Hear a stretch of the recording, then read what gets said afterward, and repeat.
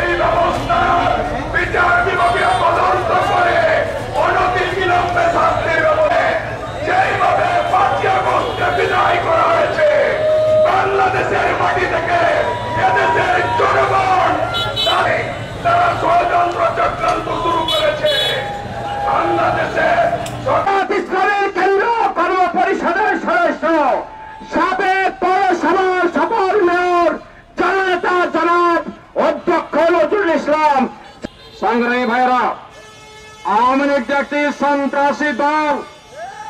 আওয়ামী লীগের প্রত্যেকটি অঙ্গ সংগঠন একটি সন্ত্রাসী জঙ্গি খুনি সংগঠন। গতকালকে গোপালগঞ্জের ঘটনা তার জাজল্য প্রমাণ থেকে বলেন। গত 7 বছর ধরে এই বাংলাদেশ থেকে বিরোধী দলকে উচ্ছেদ করার জন্য এইরকমই নারকীয় হত্যাকাণ্ড তারা চালিয়েছিল, আয়না ঘর সৃষ্টি করেছিল, বিরোধী দলের নেতৃবৃন্দকে ফাঁসির কাছে ঝুলত্যা করেছিল। এই আওয়ামী লীগের খুনের সাপ এতে মিটে নয়। বাংলাদেশের বিক্ষুব্ধ জনগণ 5ই আগস্ট যেইভাবে বিক্ষুব্ধ হয়ে ওই বঙ্গভবন থেকে তাদের উচ্ছেদ করেছিল, আমাদের আশা ছিল তাদের চেতনার উদয় হবে, কিন্তু তাদের এই 17 বছরের এই অপকর্মের ব্যাপারে তাদের চেতনা সৃষ্টি হয় নাই, কোন অনুশোচনা সৃষ্টি হয় নাই।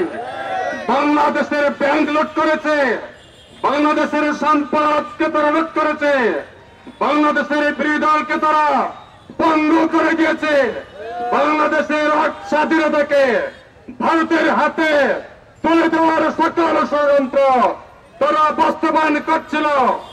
এমনি অবস্থায় বাংলাদেশের মুক্তিকামী মানুষ এই জুলাই এবং আগস্ট বিপ্লবের দ্বারা নায়ক ছিলেন। তারা গতকালকে তাদের পদযাত্রার অংশ হিসেবে ওই গোপালগঞ্জে মিটিং করে ফিরছিল। সেই অবস্থায় তাদেরকে যেভাবে ঘেরাও করে হত্যার চেষ্টা করা হয়েছে, আমরা মনে করি এটি একটি খুনি সংগঠন। আওয়ামী লীগের লোকেরা যদি মনে করে 5ই আগস্টের পর তাদের বাড়িঘর আমরা পাহারা দিয়েছিলাম, তাদের যানবাহনের উপরে আমরা হাত দেই নাই, তারা মনে করেছিল আমরা দুর্বল। কিন্তু হুঁশিয়ার করে দিতে চাই, যদি আপনাদের এই অপকর্মের ব্যাপারে অনুশোচনা করে এই ধরনের সন্ত্রাসী কাজ থেকে বিরত না থাকেন, আপনাদেরকে বাংলাদেশের জনগণ ঘর ছাড়া করে দিবে, আপনাদের ঘুমকে হারাম করে দিবে। আমরা আকারে জানমালের উপর হস্তক্ষেপ করতে চাই না।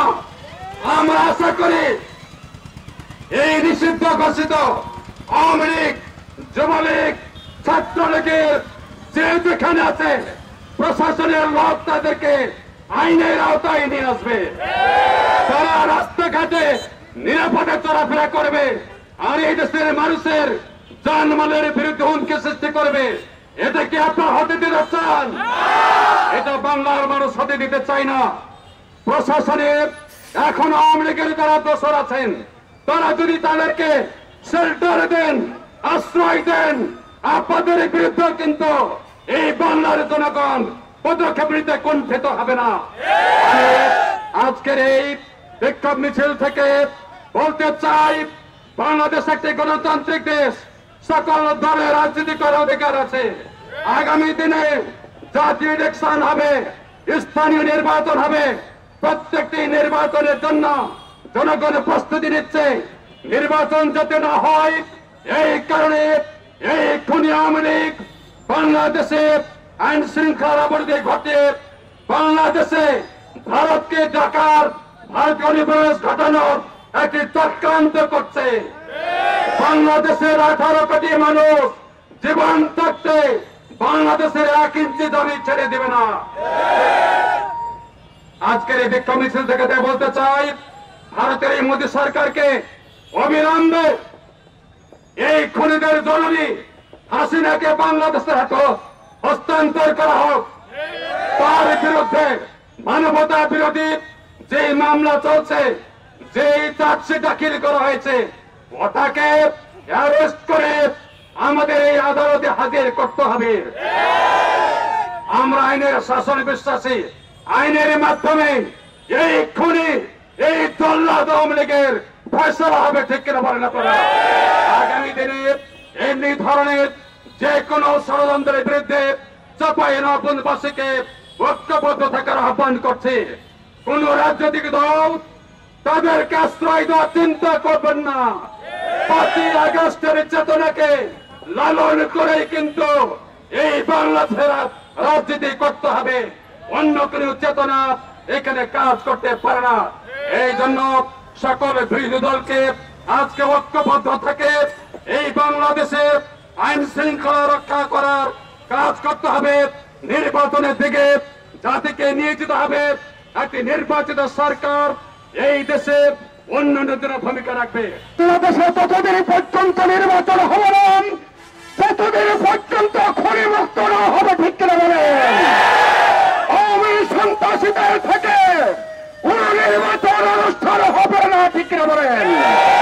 আমরা পরিষ্কার ভাবে বলতে চাই, প্রশাসনে যারা আছেন সতর্ক হয়ে যান। আওয়ামী লীগকে প্রতিষ্ঠিত করার নিয়ে স্বপ্ন দেখছেন, এই স্বপ্ন আপনাদের বাস্তবায়ন হতে দেওয়া যাবে না। আগামী দিনে যে কোনো কর্মসূচি দেন, ঐক্যবদ্ধ হবেন। চাঁপাইনবাবগঞ্জে তৌহিদি জনতা, সংগ্রামী জনতা অংশগ্রহণের কারণে উত্তপ্ত আহ্বান জানিয়ে আজকে মিছিল শেষে, বিক্ষোভ মিছিল শেষে আজকে সমাপ্তি ঘোষণা করছি।